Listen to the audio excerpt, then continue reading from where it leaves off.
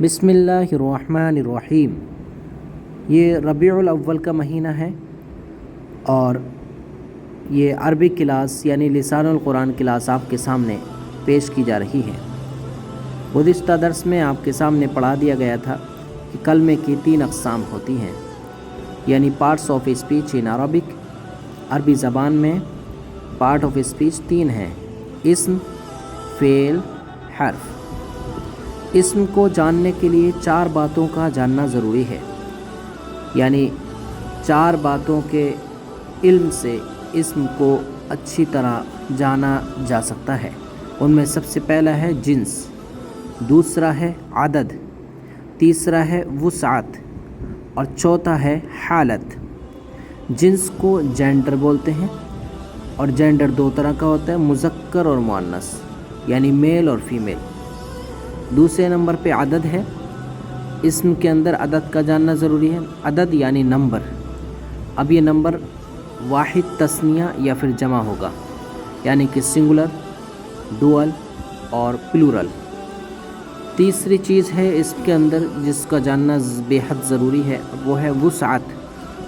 वुसअत यानी कैपेसिटी, यानी इस्म के अंदर कितनी वुसअत है, वो अपने अंदर कितनी चीज़ों को समा सकता है। उनमें से एक मारफा होता है और दूसरा नकरा होता है।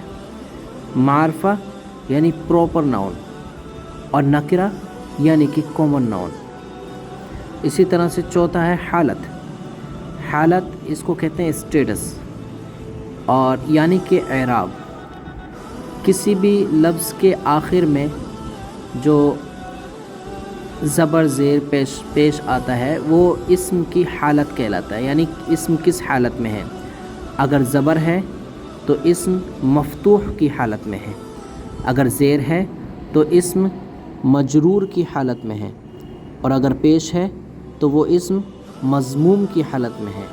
यानी कि इस्म की 3 हालतें होती हैं: हालत जर्री, हालत फ़तहा और हालत ज़म्मा। तो ये 3 हालतें होती हैं। इसी को इंग्लिश में पार्सिंग भी बोलते हैं।